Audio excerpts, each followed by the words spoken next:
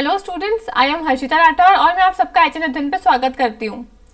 आज से मैं कुछ नई सीरीज को स्टार्ट कर रही हूँ। हम हर एक यूनिट की यानी कि हर एक चैप्टर के कुछ 20 क्वेश्चंस को लगाएंगे जो हमारे लिए बहुत ज़्यादा इंपॉर्टेंट रहेंगे। उन सभी क्वेश्चंस को हम प्रैक्टिस करेंगे और देखेंगे कि भाई किस किस टॉपिक से कैसे कैसे क्वेश्चंस बन रहे हैं, टीचिंग एप्टीट्यूड से कैसे क्वेश्चन बन सकते हैं, रिसर्च से कैसे क्वेश्चन बन सकते हैं। हम सबके 20-25 क्वेश्चंस को सॉल्व करेंगे हर वीडियो में, ठीक है। इस वाली वीडियो में हम टीचिंग एप्टीट्यूड के 20 क्वेश्चंस को सॉल्व करेंगे। आपको अच्छे से इनको प्रैक्टिस करना है। जो भी टॉपिक वाइज क्वेश्चन पूछा गया है उस टॉपिक को आपको अच्छे से रीड करना है, क्योंकि जो इंपॉर्टेंट टॉपिक है उनसे ही रिलेटेड मैं आपके लिए क्वेश्चंस लेके आऊंगी, ठीक है, ताकि हमारी प्रैक्टिस भी हो जाएगी और हमको पता भी चल जाएगा कि भाई किस टॉपिक से कैसे क्वेश्चंस आ रहे हैं, ठीक है। तो चलो क्लास को स्टार्ट करते हैं।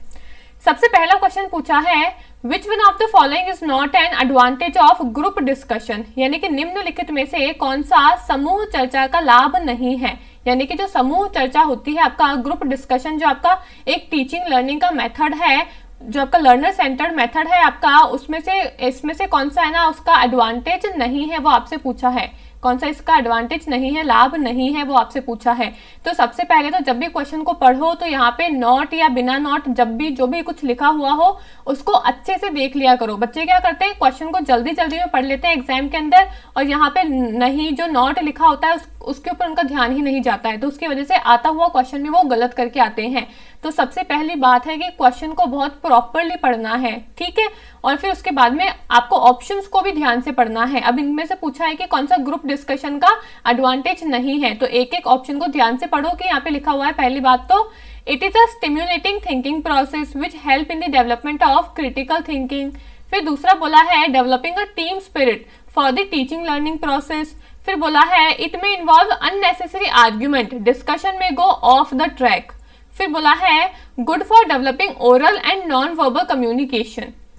अब आप देखोगे कि इसमें से हमसे पूछा था कि ग्रुप डिस्कशन का एडवांटेज क्या नहीं है, लेकिन जो फर्स्ट वाला ऑप्शन है ये इसके बारे में एक पॉजिटिव बात कर रहा है, यानी कि ये इसके बारे में अच्छी बात कर रहा है, पॉजिटिव बात कर रहा है, यानी कि वो तो इसका एडवांटेज हो जाएगा।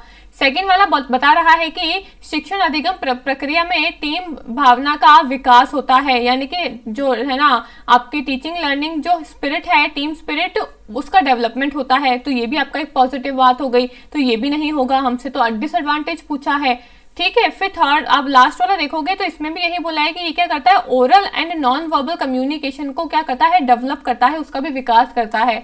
तो ये भी एक पॉजिटिव बात है, ये भी एक एडवांटेज हो गया, तो ये भी नहीं होगा। आपको अगर क्वेश्चन का आंसर नहीं भी पता है, आपको नहीं पता है कि ग्रुप डिस्कशन मेथड होता क्या है, तब भी आप इस एक है ना अपना जो कॉमन सेंस होता है ना उसको लगा के देख सकते हो। यहाँ पे पूछा था कि एडवांटेज क्या नहीं है, यानी कि क्या नहीं एडवांटेज है उसका, यानी कि क्या उसका लाभ नहीं है, यानी कि उसका जो नेगेटिव पॉइंट है वो हमको बताना है। तो जितने भी पॉजिटिव पॉइंट है उनको एलिमिनेट कर दो, नेगेटिव वाला जो बचेगा वो उसका आंसर हो जाएगा। तो थर्ड वाला इसमें इसका नेगेटिव पॉइंट गिवन है, यानी कि यही इसका डिसएडवांटेज होगा, यही इसका लाभ जो है वो नहीं होगा। अब क्या बोला है इसके अंदर, इट में इन्वॉल्व अननेसेसरी आर्ग्यूमेंट, डिस्कशन में गो ऑफ द ट्रैक, यानी कि ग्रुप डिस्कशन से क्या हो सकता है, हमारे अंदर अननेसेसरी के आर्ग्यूमेंट यानी कि वाद विवाद जग सकते हैं, वाद विवाद उत्पन्न हो सकते हैं ग्रुप डिस्कशन से।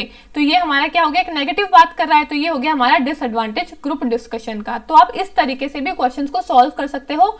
अगर आपको थोड़ा सा आइडिया है या फिर आपको कुछ आइडिया भी नहीं है तो कॉमन सेंस से भी आप ऐसे है ना कुछ क्वेश्चंस को सॉल्व कर पाओगे, ठीक है।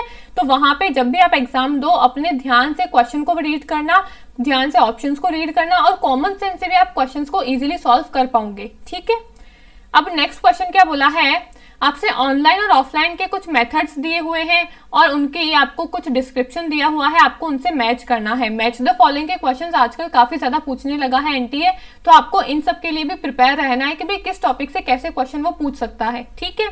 पहला क्वेश्चन अब है ना, पहला टॉपिक बोला है टीम टीचिंग, फिर आपका बी वाला बोला है साइमुलेशन, फिर है आपका ह्यूरिस्टिक मेथड, और फिर है आपका डिफरेंशिएटेड इंस्ट्रक्शन। ये सभी आपके टीचिंग लर्निंग के मेथड्स हैं, आपको पता होना चाहिए। टीचिंग लर्निंग के जो मेथड्स है वो बहुत ज्यादा इंपॉर्टेंट है। लर्नर सेंटर्ड कौन से होते हैं, टीचर सेंट्रिक कौन से होते हैं, बहुत ज्यादा इंपॉर्टेंट टॉपिक है ये, ठीक है।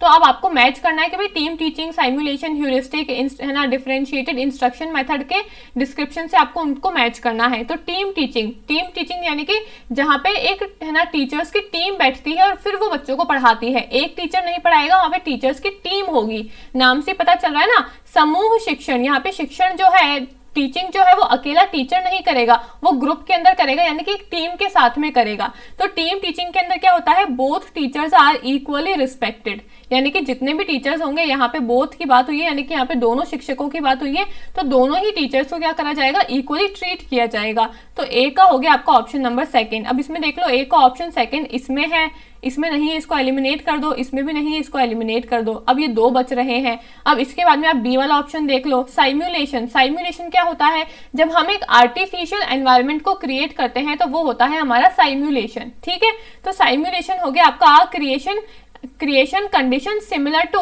Actual environment. हमारा जो रियल एनवायरनमेंट होता है, हम वैसा का वैसा ही एक है ना आर्टिफिशियल एनवायरनमेंट को क्रिएट करते हैं, तो वो होता है हमारा साइम्युलेशन। इसको हम हिस्ट्री जैसे सब्जेक्ट के अंदर यूज कर सकते हैं। सपोज टीचर को कुछ है ना रामायण या फिर महाभारत पढ़ानी है, तो अपने बच्चों को बोलेगा, क्लास में से किसी एक को राम बना देगा, किसी एक को सीता बना देगा। तो जो एक्चुअल एनवायरनमेंट था ना रामायण का वैसा ही हम क्या करते हैं, आर्टिफिशियल एनवायरनमेंट को क्रिएट करने की कोशिश करते हैं, ताकि बच्चे और ज्यादा क्रिएटिव तरीके से चीजों को सीख सके। तो यहाँ पे हम क्या करते हैं, जो एक्चुअल एनवायरनमेंट होता है उसके जैसा ही हम एक सिमिलर एनवायरनमेंट को क्रिएट करते हैं। तो ऑप्शन नंबर बी का आपका थर्ड हो जाएगा। अब बी का थर्ड आपका एक के अंदर ही आ रहा है, इस वाले ऑप्शन में ही आ रहा है, यानी कि आपका ऑप्शन नंबर सी इसका करेक्ट आंसर हो जाएगा। आप इस तरीके से क्वेश्चंस को सॉल्व कर सकते हो। आपको सभी ऑप्शंस को नहीं देखना है, सभी आपको है ना ऑप्शंस को पढ़ना भी नहीं है, सिर्फ एक दो देख लो, जो सिमिलर मिल जाता है उसको टिक करके आ जाओ। ठीक है, अगला क्वेश्चन क्या बोला है आपसे, मेथड ऑफ इंस्ट्रक्शन दिए हैं और आपको उनके एग्जांपल्स दिए हैं, आपको मैच करना है। अगेन मैच द फॉलोइंग का क्वेश्चन है, आपको दिया है large group method, small group method और इंडिविजुअलाइज्ड मेथड, यानी कि बड़ी समूह विधि, छोटी समूह विधि और व्यक्तिगत विधि। आपको क्या करना है, उनके कुछ उदाहरण दिए हुए हैं कि बड़ी किस में आ सकती है, स्मॉल ग्रुप किस में आ सकता है, आपको मैच करना है उनसे। ठीक है, तो जो सेमिनार, पैनल और जो साइम्युलेशन होता है, ये हम लार्ज ग्रुप में नहीं कर सकते हैं, ये हम स्मॉल ग्रुप के अंदर ही कर सकते हैं। ठीक है, तो बी का तो ऑप्शन नंबर 1 ही होगा। अब देख लो बी का ऑप्शन नंबर 1 किस किस के अंदर आ रहा है, जिसमें नहीं आ रहा है उसको एलिमिनेट कर दो, बच गए अब आपके ऑप्शन नंबर 2 बच गए। ठीक है, अब ए का देख लो, ए का या तो 3 होगा इसमें दिया हुआ है, या फिर ए का ऑप्शन नंबर 2 होगा। मैं आपको सॉल्व करना भी सिखा रही हूँ कि आपको वहां पे सॉल्व किस तरीके से करना है। आपको नहीं आता है तो भी आप ऑप्शन में देख के थोड़ा बहुत अपना कॉमन सेंस लगा के भी कर सकते हो सॉल्व। ठीक है, अब ए का या तो ऑप्शन नंबर 3 होगा या फिर आपका ऑप्शन नंबर 2 होगा। अब ए का देख लो, ए बोला है लार्ज ग्रुप, तो या तो इसका 2 होगा या फिर इसका 3 होगा। ठीक है, अब लार्ज ग्रुप किसके अंदर होता है ना, project work, case study, interactive videos में होगा, या फिर आपका lecture, team teaching and TV video presentation के अंदर होगा। तो हम लेक्चर जो है, आपने देखा होगा कि जो ऑफलाइन क्लासेस होती है उसमें काफी सारे बच्चे बैठे रहते हैं, हजारों तक बच्चे वहां पे बैठे रहते हैं। तो जो लार्ज ग्रुप्स बनते हैं वो आपके लेक्चर्स के अंदर बनते हैं, टीम टीचिंग्स के अंदर बनते हैं। ठीक है, तो ए का ऑप्शन नंबर 3 हो जाएगा आपका, यानी कि आपका ए वाला आंसर करेक्ट हो गया, ए वाला ऑप्शन आपका करेक्ट हो गया। बस ये कॉमन सेंस से भी आप कर सकते थे। आपको पता होगा कि भाई जो भी ऑफलाइन क्लासेस होती है वहां पे कितने हजारों बच्चे तक बैठे रहते हैं, है ना। तो आपका जो लार्ज ग्रुप है वो आपका किसके अंदर आता है, लेक्चर्स के अंदर आ सकता है, आपका टीम टीचिंग के अंदर आ सकता है, आपकी वीडियो प्रेजेंटेशन। हम वीडियो दिखा के है ना बड़े से बड़े ग्रुप को क्या कर सकते हैं, कुछ भी चीज के बारे में नॉलेज दे सकते हैं एक वीडियो दिखा के। तो यहाँ पे आपका आ जाएगा लार्ज ग्रुप मेथड। और फिर बचा आपका इंडिविजुअलाइज्ड। इंडिविजुअलाइज्ड क्या होता है, एक पर्टिकुलर इंसान के अकॉर्डिंग, एक एक पर्टिकुलर, एक एक प्रत्येक के अकॉर्डिंग। तो वो हम क्या करेंगे, वो हम इंटरेक्टिव वीडियोस देंगे उनको प्रोजेक्ट करवाएंगे। प्रोजेक्ट हर एक एक इंसान बनाएगा। आपको क्लासेस जब आपने है ना, अपन सब जब स्कूल में थे तो हम वहां पे प्रोजेक्ट बनाते थे, तो प्रोजेक्ट हर एक इंडिविजुअल को दिया जाता था, है ना। तो इंडिविजुअलाइज्ड मेथड में क्या होता है, प्रोजेक्ट वर्क आता है, केस स्टडी आता है। तो इसलिए आपका ऑप्शन नंबर ए जो है वो करेक्ट आंसर हो जाएगा। ठीक है, नेक्स्ट क्वेश्चन क्या बोला है, opportunity of interaction between student and teacher is limited in the offline teaching method, यानी कि छात्रों और शिक्षकों के बीच पारस्परिक विचार विमर्श का अवसर ऑफलाइन शिक्षण पद्धति तक सीमित रहता है। फिर आपसे दूसरा कथन दिया है, multimedia are used in a variety of ways in the offline method, यानी कि मल्टीमीडिया का उपयोग ऑफलाइन विधि में विभिन्न तरीकों से किया जाता है। और फिर तीसरा कथन दिया है, learning is more active and role of learners is the more in the instructional process in the online teaching method, यानी कि आपका तीसरा कथन बोला है, शिक्षण की ऑनलाइन विधि में शिक्षण अधिक सक्रिय है और शिक्षार्थियों की भूमिका निर्देशात्मक प्रक्रिया में अधिक है। आपको ये 3 कथन दिए हैं, आपसे पूछा है कि भाई बताओ कौन सा सही है कौन सा गलत है, वो आपको बताना है। ठीक है, तो आप यहाँ पे देखोगे ऑप्शन नंबर सेकंड में क्या बोला है, multimedia are use in a variety of offline method. क्या हम ऑफलाइन मेथड के अंदर मल्टीमीडिया को यूज कर सकते हैं? नहीं कर सकते हैं। मल्टीमीडिया ऑनलाइन के अंदर आएगा, हम मीडिया ऑफलाइन में कैसे यूज करेंगे? ऑनलाइन, उसके लिए इंटरनेट लगेगा ना, हमको ऑनलाइन चाहिए होगा। तो ये वाला ऑप्शन आपका गलत हो जाएगा। बाकी जो दोनों है वो आपके सही है, ये वाला भी करेक्ट है और ये वाला भी आपका करेक्ट है। फर्स्ट और थर्ड जो है वो आपका सही है, यानी कि ऑप्शन नंबर सी इसका करेक्ट आंसर हो जाता है। ठीक है, अगला क्वेश्चन क्या बोला है, which of the following is not a teaching method. निम्नलिखित में से कौन सी एक शिक्षण पद्धति नहीं है? डेमोन्स्ट्रेशन, डिस्कशन, ट्यूटोरियल या फिर डिस्कोर्स। तो मैंने टीचिंग एप्टीट्यूड की क्लासेस में आपको ये तीनों तो पद्धतियां पढ़ाई है। डेमोन्स्ट्रेशन क्या होता है, डिस्कशन क्या होता है, ट्यूटोरियल्स क्या होता है, लेकिन मैंने आपको ये डिस्कोर्स नहीं पढ़ाया। इसका मतलब ये डिस्कोर्स होता ही नहीं है तो फिर पढ़ाऊंगी कहाँ से? ठीक है, उपदेश जो है वो होता ही नहीं है तो फिर पढ़ाऊंगी कहाँ से? तो ये आपका करेक्ट आंसर हो जाएगा डिस्कोर्स वाला। ठीक है, अगला क्वेश्चन बोला है, which of the following uses a LMS? LMS यानी कि Learning Management System in which face-to-face learning is supplemented by online tools like quizzes, journals and can be accessed via smartphone or the tablets। यानी कि निम्नलिखित में से किसमें एक शिक्षा प्रबंधन प्रणाली LMS का उपयोग किया जाता है, जिसमें आमने सामने अधिगम को क्विज, जर्नल जैसे ऑनलाइन टूल द्वारा पूरक किया जाता है और इसे स्मार्टफोन या टैबलेट के माध्यम से एक्सेस किया जा सकता है। आपको बताना है कि जो LMS होता है, लर्निंग मैनेजमेंट सिस्टम होता है, जिसके अंदर हम क्विजेस, जर्नल वगैरह कर सकते हैं, वो इनमें से किसका हिस्सा है? ऑनलाइन का है, ट्रेडिशनल लर्निंग का है, प्रोसेस लर्निंग का है या फिर ब्लेंडेड लर्निंग का है? तो आपको पता होगा ब्लेंडेड लर्निंग में आती है आपकी ऑनलाइन लर्निंग।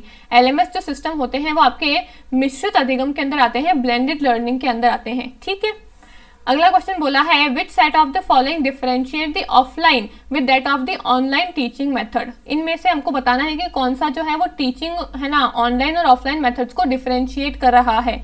हिंदी में क्या लिखा है, निम्नलिखित में से कौन सा सेट ऑनलाइन परीक्षण पद्धति को ऑफलाइन से अलग करता है? ठीक है, तो आपको स्टेटमेंट पढ़नी है। पहला बोला है offline is local centred and online is centralised. दूसरा बोला है offline is not digital, online is digital. फिर तीसरा बोला है ऑफलाइन जो है वो सब्जेक्टिव है, ऑनलाइन जो है वो ऑब्जेक्टिव है। और फिर फोर्थ है internet is must for online and not necessary for offline. और फिर फिफ्थ बोला है online usually provide instant evaluation, offline needs not. हमको बताना है कि इन जो 5 ऑप्शन है इनमें से कौन सा ऑफलाइन और ऑनलाइन को एकदम सही तरीके से डिफरेंशिएट कर रहा है। ठीक है, तो आप यहाँ पे देखोगे ऑफलाइन इज लोकल सेंटर्ड, लेकिन ऑनलाइन जो है वो सेंट्रलाइज होता है, ये एकदम सही है। ऑफलाइन एक हम किसी लोकल सेंटर पे ही ले सकते हैं, लेकिन ऑनलाइन में अभी यहाँ से मैं किसी और जगह से पढ़ा रही हूँ, आप कहीं और जगह हो, आप किसी दूसरे स्टेट में हो, कोई किसी दूसरे स्टेट में है, कोई मेरे को कहीं से भी कहीं पे भी देख सकता है। तो ये लोकल सेंटर नहीं होती है ऑनलाइन, लेकिन ऑफलाइन लोकल सेंटर होती है। तो ये वाला आपका एकदम सही से डिफरेंशिएट कर रहा है ऑनलाइन को और ऑफलाइन को। फिर सेकेंड ऑप्शन में क्या बोला है, ऑनलाइन जो है वो नॉन डिजिटल होती है। नहीं, हम ऑनलाइन के अंदर भी, मैं जब आपको है ना ऑफलाइन पढ़ा रही हूँ तो मैं ऑफलाइन के अंदर भी आपका डिजिटल मीडियम को यूज कर सकती हूँ ना। मैं ऑफलाइन के अंदर भी आपको स्मार्ट है ना फोन से दिखा सकती हूँ या स्मार्ट बोर्ड के ऊपर आपको वीडियो चला के दिखा सकती हूँ। जरूरी थोड़ा ना कि मैं जब ऑनलाइन आपको पढ़ाऊंगी तभी मैं है ना डिजिटल चीजों का यूज करूंगी, मैं ऑफलाइन के अंदर भी यूज कर सकती हूँ। तो ये वाला आपका गलत हो जाता है ऑप्शन। सेकंड ऑप्शन को रिमूव कर दो, सेकंड ऑप्शन को हटा दो, बचे आपके पास में 2 ऑप्शन। ठीक है, 2 ऑप्शन बच रहे हैं। अब अगला क्या बोला है, ऑफलाइन जो है वो सब्जेक्टिव होता है लेकिन ऑनलाइन जो है वो ऑब्जेक्टिव होता है। नहीं, ये भी बिल्कुल गलत बात है। ऑफलाइन जो है वो आपका सब्जेक्टिव और ऑनलाइन ऑब्जेक्टिव नहीं होता है। फिर फोर्थ बोला है इंटरनेट जो है वो आपको ऑनलाइन के लिए जरूरी है लेकिन ऑफलाइन के लिए आपको इंटरनेट जरूरी नहीं है। ये तो बेसिक सी बात है, हमको ही पता है कि भाई ऑनलाइन जाएंगे जब भी हम तो हमको इंटरनेट की जरूरत होगी, लेकिन ऑफलाइन है तो इंटरनेट की जरूरत नहीं है। तो ये कथन तो एकदम सही है। ठीक है, तो फोर्थ वाला तो एकदम सही है। ठीक है, दोनों में ही फोर्थ आ रहा है। अब फिफ्थ क्या बोला है, online usually provide instant evaluation, offline needs not. यानी कि ऑनलाइन में हम इंस्टेंट इवेल्युएशन कर सकते हैं लेकिन ऑफलाइन में नहीं कर सकते हैं। क्यों भाई, ऑफलाइन में अगर है ना मैं आपको पढ़ा रही हूँ तो आप मेरे को जब भी जवाब दोगे फिर मैं बाद में उसका रिप्लाई करूंगी, लेकिन ऑनलाइन में अभी आप मेरे को है ना कमेंट कर सकते हो, मैं तुरंत आपके कमेंट का रिप्लाई कर सकती हूँ। तो जो फिफ्थ वाला है वो भी एकदम प्रॉपर तरीके से ऑनलाइन और ऑफलाइन को अच्छे से डिफरेंशिएट कर रहा है। ठीक है, तो ऑप्शन नंबर ए जो है वो इसका करेक्ट आंसर हो जाता है। ऑप्शन नंबर ए जो है 1, 4 और 5 वो इसका करेक्ट आंसर है। फोर्थ है, फिफ्थ है और आपका फर्स्ट है। ठीक है, अगला क्वेश्चन क्या बोला है, which of the following set of statement best represent the nature and objective of teaching learning. निम्नलिखित कथनों को समुच्चयों में से कौन सा शिक्षण और अधिगम के प्रवृत्ति एवं उद्देश्यों को सर्वोत्तम रूप से प्रस्तुत करता है। टीचिंग लर्निंग का है ना ऑब्जेक्टिव इनमें से कौन सा बता रहा है वो हमको चूज करना है।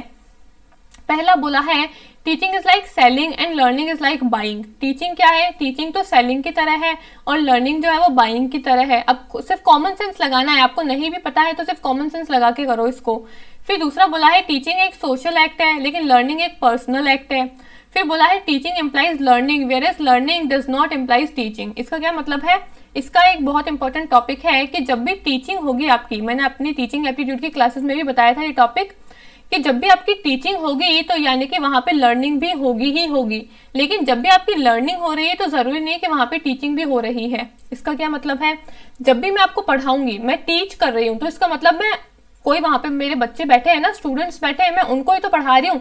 यानी कि जब भी टीचिंग करूंगी तो वहां पे लर्निंग दूसरी तरफ से होगी ही होगी। अब मैं जहाँ पे कोई भी नहीं बैठा है, खाली दीवार है उनके सामने, तो किसको ही पढ़ाऊंगी, जरूर वहां पे कुछ ना कुछ लर्निंग हो रही है, कोई बच्चे बैठे हैं वो सीखना चाह रहे हैं, तभी मैं पढ़ाऊंगी वहां पे। तो जब भी टीचिंग होगी वहां पे लर्निंग होगी ही होगी। लेकिन यहाँ पे बोला है learning does not imply teaching, लेकिन जब भी लर्निंग होगी तो जरूरी नहीं है कि टीचिंग होगी ही होगी। अब ये क्या मतलब हुई भाई, इसका ये मतलब हुआ कि जब मैं टीचिंग करूंगी तब तो लर्निंग होगी, डेफिनेटली होगी। ठीक है, लर्निंग हो रही है, इसका मतलब मैं तभी टीचिंग करूंगी जब लर्निंग हो रही है। लेकिन जब लर्निंग हो रही है तब जरूरी नहीं कि भाई साथ ही साथ टीचिंग भी हो। क्यों भाई, आप सेल्फ स्टडी भी तो करते हो ना, तो जरूरी तो नहीं है कि भाई सेल्फ स्टडी के टाइम पे आपको टीचर की जरूरत हो। सेल्फ स्टडी आप खुद करते हो, यानी कि वहां पे तो टीचिंग नहीं होती है। तो यानी कि जब भी टीचिंग होती है वहां पे लर्निंग होती है, लेकिन जब भी लर्निंग होती है तो जरूरी नहीं है कि वहां पे टीचिंग भी हो। हम सेल्फ स्टडी में टीचिंग की हमको जरूरत नहीं होती है, हम खुद से पढ़ते हैं चीजों को, तो लर्निंग के टाइम पे टीचिंग की जरूरत नहीं होती है हमको। ठीक है, तो आपको पता चल गया होगा कि ये वाला ऑप्शन तो सही ही होगा। ठीक है, फिर फोर्थ बोला है डी, है ना, डी वाला क्या बोला है, teaching is a kind of delivery of knowledge while learning is receiving. Teaching क्या है, टीचिंग एक डिलीवरिंग है, लेकिन लर्निंग क्या है, रिसीविंग है। ठीक है, फिर बोला है फिफ्थ वाला teaching is an interaction is a triadic in nature where is learning क्या है, एक्टिव एंगेजमेंट है इन अ सब्जेक्ट डोमेन। काफी जनरल क्वेश्चन है ये, आपको अगर कॉमन सेंस से 2-3 ऑप्शन भी पता होंगे तो आप कर लोगे इसका आंसर। ठीक है, तो इसका ऑप्शन नंबर बी, सी और इसका करेक्ट आंसर है। बी, सी और ई इसका करेक्ट आंसर है। सबसे पहले तो इसको काट हटा ही दो। टीचिंग सेलिंग है और लर्निंग बाइंग है। बाइंग और सेलिंग टीचिंग के अंदर कभी नहीं हो सकता है। टीचिंग एक बहुत ही ज्यादा अच्छा प्रोफेशन है, टीचिंग और लर्निंग में कभी भी बाइंग और सेलिंग नहीं हो सकता है। ठीक है, तो इसको तो हटा ही दो, एलिमिनेट कर दो। बी वाला एकदम करेक्ट है कि टीचिंग क्या है, एक सोशल एक्ट है, लेकिन लर्निंग एक पर्सनल एक्ट है। टीचिंग मैं कर रही हूँ तो मैं एक सोशल काम कर रही हूँ, ठीक है, लेकिन लर्निंग मैं अपने खुद के लिए करूंगी तो वो पर्सनल है, मेरे खुद के लिए है तो वो पर्सनल है। तो ये बात एकदम सही है। थर्ड वाला मैंने आपको बता ही दिया। डी वाला क्यों नहीं होगा, अगेन वही बात बोली कि टीचिंग डिलीवरिंग है, लेकिन है ना जो लर्निंग है वो रिसीविंग है, नहीं, ये भी नहीं होगा। जो ई वाला है वो एकदम करेक्ट है कि टीचिंग जो है वो आपकी ट्रायडिक होती है, ठीक है, और लर्निंग क्या होती है, आपके सब्जेक्ट डोमेन होती है। ये भी एकदम करेक्ट है, यानी कि ऑप्शन नंबर बी, सी और ई इसका करेक्ट आंसर हो गया। ठीक है, नेक्स्ट क्वेश्चन क्या बोला है, from the list given below identify the learners characteristics which would facilitate teaching learning system to become effective. हमको बताना है कि इन पांचों में से कौन से ऐसे लर्नर्स के कैरेक्टरिस्टिक्स है जो कि क्या करते हैं, टीचिंग और लर्निंग सिस्टम को और ज्यादा इफेक्टिव बनाते हैं। तो सबसे पहले बोला है prior experience of learner, learners family lineage, aptitude of the learners, learners stage of development, learners food habit and hobbies, या फिर लर्नर्स रिलीजियस एफिलिएशन। ठीक है, हमको बताना है कि इन पांचों 6 में से कौन से ऐसे पॉइंट है जो कि टीचिंग लर्निंग सिस्टम को बहुत ही ज्यादा क्या बनाते हैं, इफेक्टिव बनाते हैं। ठीक है, इनमें से कौन सा है ना शिक्षण अधिगम की प्रणाली को प्रभावित बनाने के सहायक है, वो हमको बताना है। ठीक है, तो आप यहाँ पे देखोगे जो नहीं है उसको एलिमिनेट कर दो। लर्नर की फैमिली से हमको क्या ही मतलब है, इसको हटा ही दो। ठीक है, लर्नर के फूड और उसकी हैबिट से हमको क्या ही मतलब है, इसको हटा ही दो। ऑप्शन नंबर बी और ई को एलिमिनेट कर दो। ऑप्शन नंबर ई हट गया, आपका ई हट गया और बी हट गया, यानी कि आपका ए, सी, डी ऑटोमेटिक ही आंसर निकल के आ जाता है। ऑप्शन नंबर ए करेक्ट है, ऑप्शन नंबर सी करेक्ट है और ऑप्शन नंबर डी करेक्ट है। ठीक है, बहुत सिंपल था भाई। हमको लर्नर की फैमिली से क्या मतलब, लर्नर की फैमिली चाहे कैसी भी हो उसका टीचिंग और लर्निंग पे क्या असर होगा, कुछ नहीं होगा। ठीक है, तो विद्यार्थी की पारिवारिक वंश परंपरा का क्या है, हमारी टीचिंग लर्निंग से कोई संबंध नहीं है, तो इसको हटा ही दो। फिर आपको फिफ्थ वाला क्या बोला है, विद्यार्थी की खाने की आदतें और उसके जो भी शौक है, उसके जो भी हॉबीज है, उससे भी टीचिंग लर्निंग को क्या मतलब, इसको एलिमिनेट कर दो। बचे हुए ऑप्शन आपके सही आंसर हो जाता है। ठीक है, अगला क्वेश्चन क्या बोला है, all teaching implies learning, learners learning to be useful must be delivered from teaching. वही सेम अभी मैंने आपको टॉपिक समझाया था, वो पॉइंट ही इस क्वेश्चन में पूछा है। सभी शिक्षण में अधिगम निहित होता है, अधिगम को उपयोगी होने के लिए उसे आवश्यक रूप से शिक्षण को शिक्षण से व्युत्पन्न होना चाहिए। तो आपको बताने कि कौन सा सही है कौन सा गलत है।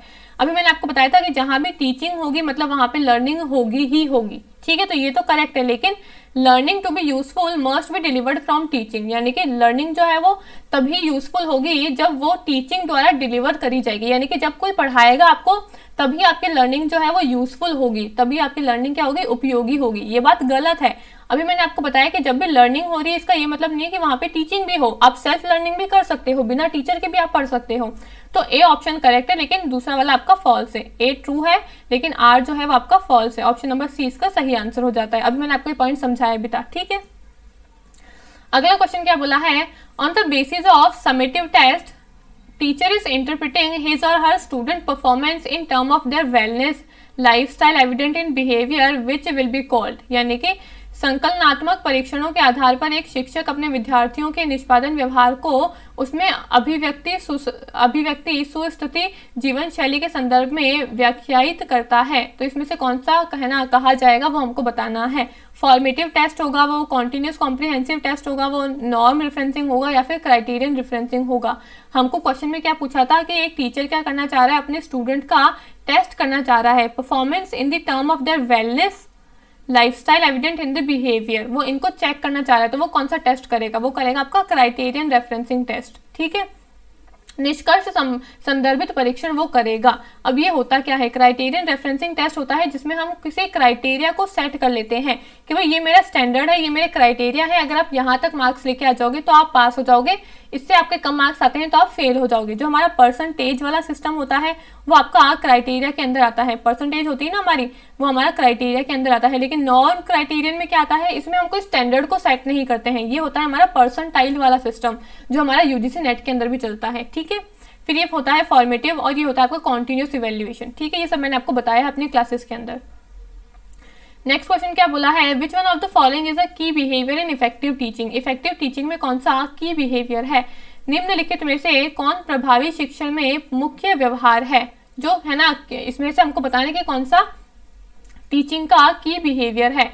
अब टीचिंग के एक तो की बिहेवियर्स होते हैं और एक हेल्पिंग बिहेवियर्स भी होते हैं। कौन से हेल्पिंग बिहेवियर्स भी होते हैं, मैंने आपको अपनी क्लासेस के अंदर करवाया था। ये हेल्पिंग बिहेवियर होते हैं आपके पास में 5, टीचिंग के है ना की बिहेवियर्स होते हैं आपके पास में 5। ठीक है, तो इनमें से हमको बताना है कि कौन सा की बिहेवियर है। तो आपका जो है ना using student idea and contribution, structuring और क्वेश्चनिंग, ये सब आपके क्या है, ये सब आपके हेल्पिंग बिहेवियर है। लेकिन इंस्ट्रक्शनल वैरायटी क्या है, ये है आपका इफेक्टिव टीचिंग का की बिहेवियर। ठीक है, जो आपका थर्ड ऑप्शन है वो आपका करेक्ट हो जाता है। अनुदेशात्मक विविधता क्या है, वो आपका है ना इफेक्टिव टीचिंग का की बिहेवियर है। बाकी सारे आपके हेल्पिंग बिहेवियर है। तो आपको पता होना चाहिए कि हेल्पिंग बिहेवियर और है ना आपकी जो टीचिंग के इफेक्टिव बिहेवियर है, की बिहेवियर से उनमें डिफरेंशिएशन क्या है, मैंने अपनी क्लासेस के अंदर करवाया है ये। ठीक है, फिर नेक्स्ट क्वेश्चन है हमारा, विच one of the following is the best method of teaching, यानी कि निम्नलिखित में से कौन सा शिक्षण का सर्वोत्तम तरीका है वो हमको बताना है।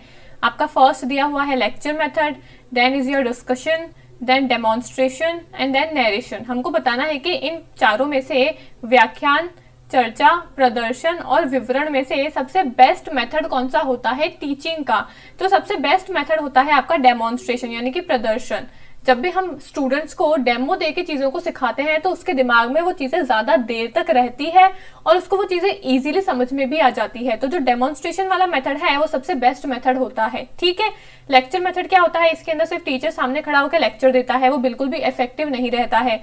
डिस्कशन में क्या होता है, 4-5 लोग मिलकर डिस्कशन करते हैं, वो भी इतना ज़्यादा इफेक्टिव नहीं होता है।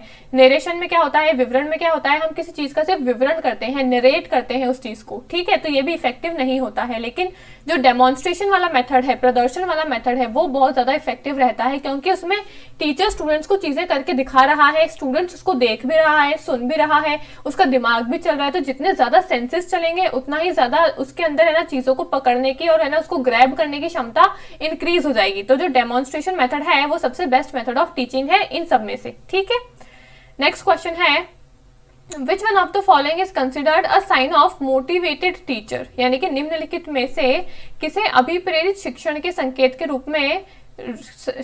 रूप में संदर्भित किया जाता है। इन चारों में से हमको बताना है कि मोटिवेटेड टीचर का साइन कौन सा है। हम कैसे बता सकते हैं कि एक जो टीचर है वो क्या है, मोटिवेटेड है।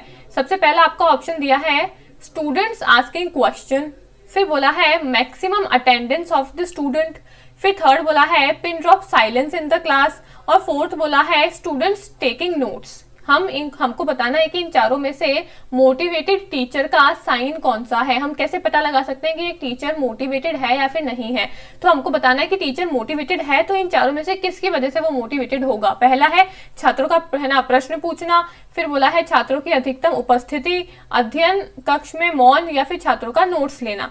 तो अगर मैक्सिमम स्टूडेंट्स की अटेंडेंस होगी तो हम कैसे बता सकते हैं कि भाई वो टीचर की वजह से ही हो रही है। हो सकता है कि भाई आपके स्कूल में कोई गेम्स पीरियड चल रहा हो, कोई किसी फंक्शन की प्रैक्टिस चल रही हो, डांस वगैरह चल रहा हो, इसलिए बच्चों को मजा आता हो, इसीलिए बच्चे ज्यादा से ज्यादा है ना अटेंड कर रहे हैं आपकी क्लास को, ज्यादा से ज्यादा स्कूल में आ रहे हैं। वो जरूरी तो नहीं है कि भाई वो उस पर्टिकुलर टीचर की वजह से ही हो, तो ये वाला आपका नहीं होगा। फिर pin drop silence in the class, यानी कि अगर क्लास में आपके है ना अध्ययन कक्ष में अगर आपके स्टूडेंट्स मौन रहते हैं, पिन ड्रॉप साइलेंस रहती है, तब भी हम नहीं कह सकते कि टीचर मोटिवेटेड है।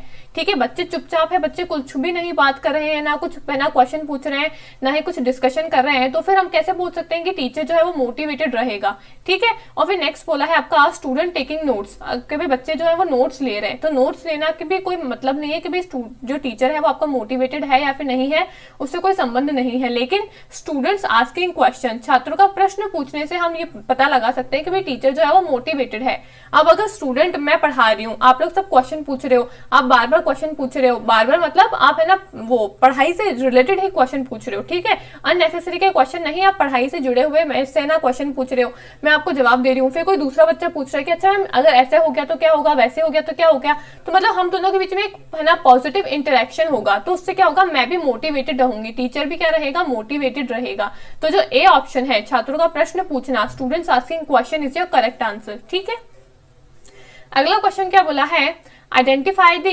Category of evaluation that assess the learning program to provide continuous feedback to the students during instruction, यानी कि उस मूल्यांकन श्रेणी की पहचान करें जो विद्यार्थियों के निर्देशन देने के दौरान सतत प्रतिक्रिया प्रदान करने के लिए अधिगम प्रगति का निर्धारण करती है। हमको वो इवेल्युएशन मेथड के बारे में बताना है जो कि कब होता है, जब हम पढ़ा रहे हैं, during the learning process, during the teaching process होता है, ड्यूरिंग द इंस्ट्रक्शन होता है, वो हमको बताना है। भाई जब मैं आपको पढ़ा रही हूँ तो पढ़ाने के दौरान मैं आपका कौन सा मूल्यांकन कर सकती हूँ, कौन सा इवेल्युएशन का मेथड यूज कर सकती हूँ, उसको आपको बताना है। पहले बोला है प्लेसमेंट, फिर है डायग्नोस्टिक, फिर है फॉर्मेटिव और फिर है समेटिव। ठीक है, ये क्वेश्चन आई थिंक बहुत सिंपल है आपके लिए।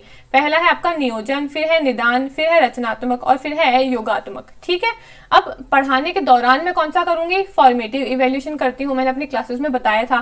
प्लेसमेंट कब करूंगी, जब मैंने अभी पढ़ाना स्टार्ट भी नहीं किया है। ठीक है, पढ़ाने से पहले मैं करती हूँ, बिफोर द इंस्ट्रक्शन मैं करती हूँ प्लेसमेंट। मैंने इनके सबके आपको कीवर्ड्स भी बताए थे। बिफोर द इंस्ट्रक्शन प्लेसमेंट होता है, ड्यूरिंग इंस्ट्रक्शन डायग्नोस्टिक और फॉर्मेटिव होता है, और आफ्टर द इंस्ट्रक्शन समेटिव होता है। ये इनके कीवर्ड्स हैं। तो यहाँ पे आ गया ड्यूरिंग इंस्ट्रक्शन, तो ये हो गया आपका फॉर्मेटिव। अब आप कहोगे मैम आपने तो कहा कि ड्यूरिंग इंस्ट्रक्शन में डायग्नोस्टिक भी होता है और फॉर्मेटिव भी होता है, लेकिन फिर आपने इसका आंसर फॉर्मेटिव ही कैसे बताया, डायग्नोस्टिक भी बता सकते थे। लेकिन यहाँ पे क्या बोला है, यहाँ पे बोला है learning progress to provide continuous feedback to the student. यहाँ पे लर्निंग की प्रोग्रेस की बात हुई है। मैंने एक और आपको कीवर्ड बताया था कि डायग्नोस्टिक मतलब प्रॉब्लम का सोल्यूशन बताना, लेकिन फॉर्मेटिव में हम क्या करते हैं, प्रोग्रेस दिखाते हैं स्टूडेंट को कि भाई उसको है ना कितनी चीज आ चुकी है या फिर नहीं आई है। लेकिन डायग्नोस्टिक में मैं उसकी प्रॉब्लम का सोल्यूशन बताऊंगी। मैं पढ़ा रही हूँ, पढ़ाने के दौरान अगर आपको कोई समस्या है तो मैं आपकी समस्या का समाधान करूंगी। लेकिन फॉर्मेटिव में मैं पढ़ा रही हूँ और मैं आपको मूल्यांकन कर रही हूँ और मैं आपसे क्वेश्चन पूछूंगी, फिर आप मेरे को जवाब दोगे, करोगे तो उससे मैं आपको आपकी प्रोग्रेस बताऊंगी कि भाई अच्छा ये 2 टॉपिक जो है वो आपको समझ में आ चुके हैं, या फिर ये वाला टॉपिक जो है वो आपको समझ में नहीं आया है, तो मैं आपकी प्रोग्रेस के बारे में बताऊंगी। ठीक है, ये कॉन्टिन्यूस फीडबैक वाला प्रोसेस होता है।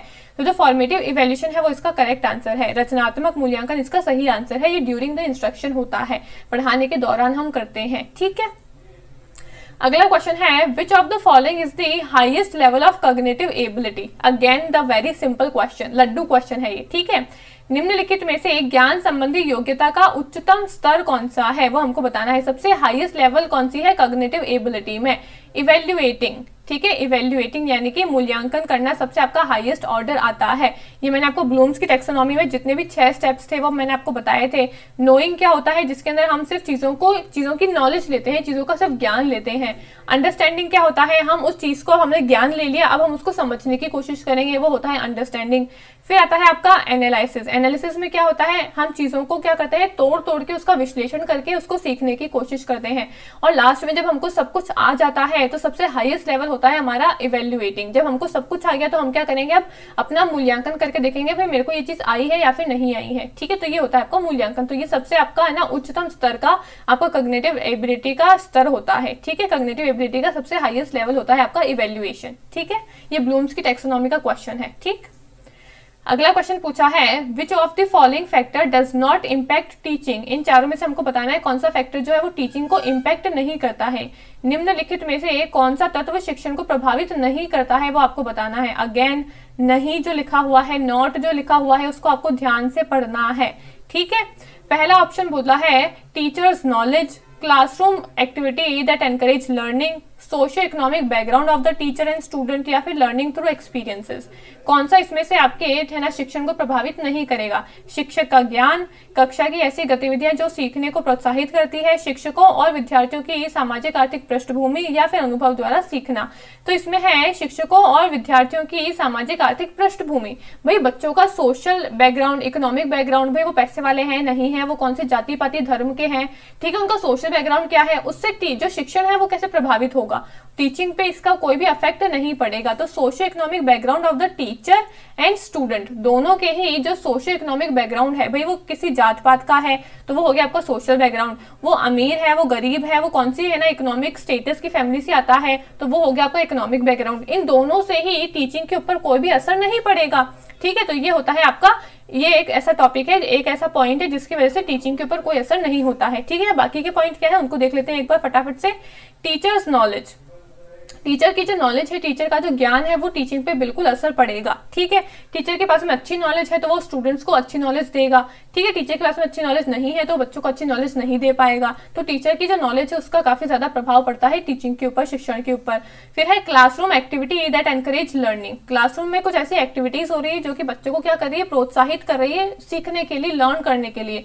तो उससे भी आपकी क्या होगा, आपकी जो टीचिंग है उस पर असर पड़ेगा ही पड़ेगा। ठीक है, फिर डी ऑप्शन क्या बोला है, लर्निंग थ्रू एक्सपीरियंसेस। आप अपने एक्सपीरियंसेस के थ्रू, अपने आप क्या करते हो, अनुभव द्वारा सीखते हो, तो उससे भी आपकी टीचिंग पे पहना प्रभाव पड़ता है। लेकिन जो ऑप्शन नंबर सी है इससे कोई भी इफेक्ट नहीं होता है टीचिंग पे। ठीक है, नेक्स्ट क्वेश्चन क्या बोला है, which of the following evaluation should be done before the instructional process. Again the laddu question. ठीक है, निम्नलिखित मूल्यांकन में से कौन सा अनुदेशात्मक प्रक्रिया से पहले किया जाता है, कौन सा इंस्ट्रक्शन से पहले किया जाता है। अभी मैंने आपको बताया था प्लेसमेंट इंस्ट्रक्शन से पहले करते हैं। ठीक है, डायग्नोस्टिक और फॉर्मेशन कब, फॉर्मेटिव कब करते हैं, ड्यूरिंग द इंस्ट्रक्शन, और समेटिव कब करते हैं, लास्ट में करते हैं। अब मैम पहले करने का क्या मतलब है, जब मैंने आपको पढ़ाया ही नहीं तो फिर मैं आपका पहले ही मूल्यांकन कैसे कर लूंगी, बताना जरा। मैंने आपको टीचिंग एप्टीट्यूड पढ़ाया ही नहीं है तो उससे पहले मैं आपको मूल्यांकन कैसे कर लूंगी, आपको तो कुछ आता ही नहीं है, तो फिर किसका मूल्यांकन करूंगी। यहाँ पे मूल्यांकन करने का मतलब है कि मैंने आपको कल कुछ पढ़ाया होगा, ठीक है, फिर मैंने जब आज की क्लास में स्टार्ट करूंगी ना, तो आज की क्लास को स्टार्ट करने से पहले मैं आपका वो कल वाली क्लास का मूल्यांकन करूंगी। ठीक है, मूल्यांकन का ये मतलब नहीं कि मैंने आपको कुछ पढ़ाया नहीं है लेकिन उससे पहले ही मैं आपका टेस्ट कर लूंगी, नहीं, उससे पहले तो मैं कैसे ही करूंगी, मैंने जो आपको प्रीवियस क्लास में पढ़ाया था उस क्लास का मैं आपको एक क्विक रिविजन कराऊंगी। तो उससे है ना, अभी नई वाली क्लास जो है, आज वाली क्लास जो है, उसको स्टार्ट करने से पहले मैं आपका एक क्विक रिविजन कराऊंगी और चेक करूंगी कि भाई कल जो मैंने पॉइंट पढ़ाए थे वो स्टूडेंट्स को क्लियर है या फिर नहीं है। ठीक है, तो ये हो सकता है आपका प्लेसमेंट इवेल्युएशन। अब एक और होता है, आपने देखा होगा, आप है ना स्कूल वगैरह में जाते हो या फिर आपने कहीं पे भी एडमिशन लिया होगा तो वहां पे आपका इंटरव्यू या फिर आपका है ना एंट्री एग्जाम होता है। ठीक है, वहां पे आपका एंट्री एग्जाम होता है। उस एंट्री एग्जाम में क्या होता है, आपका यही चेक किया जाता है कि भाई अभी तक आपको कितनी चीजें आती थी, कितनी चीजें नहीं आती थी। तो वो भी आपका प्लेसमेंट इवेल्युएशन होता है। अभी तक आपकी पढ़ाई शुरू नहीं हुई है, लेकिन उससे पहले ही वो आपका एंट्री टेस्ट लेते हैं, आपका इंटरव्यू लेते हैं। वो होता है आपका प्लेसमेंट इवेल्युएशन कि भाई अभी तक आपको कितना आता है उसका टेस्ट देना। ठीक है, अगला क्वेश्चन बोला है, in a continuous and comprehensive evaluation the phrase comprehensive evaluation indicates, यानी कि कॉन्टिन्यूअस कॉम्प्रिहेंसिव इवेल्युएशन जो आपका होता है CCE, उसमें जो ये टर्म है कॉम्प्रिहेंसिव इवेल्युएशन, इसका क्या मतलब है, ये किसको दर्शाता है, इन चारों में से वो हमको बताना है। ठीक है, हिंदी में क्या लिखा हुआ है, सतत एवं व्यापक मूल्यांकन के अंतर्गत वाक्यांश व्यापक मूल्यांकन किसको इंगित करता है, इन चारों में से, समस्त पाठ्यक्रम का मूल्यांकन, सभी विषयों का मूल्यांकन, संज्ञानात्मक क्षेत्र, भावनात्मक क्षेत्र एवं मनोज्ञात्मक क्षेत्र का मूल्यांकन, या फिर संज्ञानात्मक क्षेत्र का मूल्यांकन। इंग्लिश में क्या लिखा हुआ है, evaluation of the whole syllabus, या फिर evaluation of all subject, evaluation of cognitive, affective and psychomotor domain, और the evaluation of cognitive domain. किसको दर्शाता है, आपका कॉम्प्रिहेंसिव इवेल्युएशन का जो टर्म है वो। तो कॉन्टिन्यूअस कॉम्प्रिहेंसिव इवेल्युएशन का मतलब क्या होता है, समझ लो, कॉन्टिन्यूअस कॉम्प्रिहेंसिव इवेल्युएशन, CCE हम इसको शॉर्ट फॉर्म में समझते हैं। ठीक है, कॉन्टिन्यूअस जो चीज लगातार है। ठीक है, कॉम्प्रिहेंसिव का मतलब होता है जिसमें आपकी ब्रेन, आपके है ना कॉग्निटिव एबिलिटी, आपकी साइकोमोटर एबिलिटी और आपकी अफेक्टिव एबिलिटी, सब कुछ का डेवलपमेंट हो, यानी कि ऑल ओवर डेवलपमेंट हो, वो होता है आपका कॉम्प्रिहेंसिव। और इवेल्यूशन यानी कि मूल्यांकन। ठीक है, तो यहाँ पे आपका थर्ड ऑप्शन सही आंसर होगा, क्योंकि यहाँ पे बताया हुआ है evaluation of cognitive, affective and psychomotor domain, जिसमें आपकी ब्रेन का भी है ना डेवलपमेंट हो रहा है, आपकी अफेक्शंस का भी डेवलपमेंट हो रहा है, और आपकी जो स्किल्स है, साइकोमोटर डोमेन है, उसका भी क्या हो रहा है, डेवलपमेंट हो रहा है, उसका भी मूल्यांकन हो रहा है। ठीक है, तो कॉन्टिन्यूअस कॉम्प्रिहेंसिव इवेल्यूशन एक ऐसा इवेल्यूशन होता है जिसमें बच्चे का ऑलराउंड डेवलपमेंट देखा जाता है। ठीक है, ऑप्शन नंबर सी जो है संज्ञानात्मक क्षेत्र, भावनात्मक क्षेत्र एवं मनोज्ञात्मक क्षेत्र जो है इसका करेक्ट आंसर होगा। ठीक है, तो ये थी हमारी आज की क्लास। आई होप आपको क्लास अच्छी लगी होगी। क्लास अच्छी लगे तो इसको लाइक एंड शेयर कर देना, मेरे को कमेंट करके बताना आपको क्लास कैसी लगी। कोई भी क्वेश्चन आपको नहीं समझ में आता है तो आप मेरे से पूछ सकते हो कमेंट करके। ठीक है, और ऐसे ही प्रैक्टिस करते रहो। दिसंबर का एग्जाम काफी ज्यादा पास में है, इस बार हमको कुछ भी करके नेट और JRF क्रैक करना ही है। ठीक है, थैंक यू।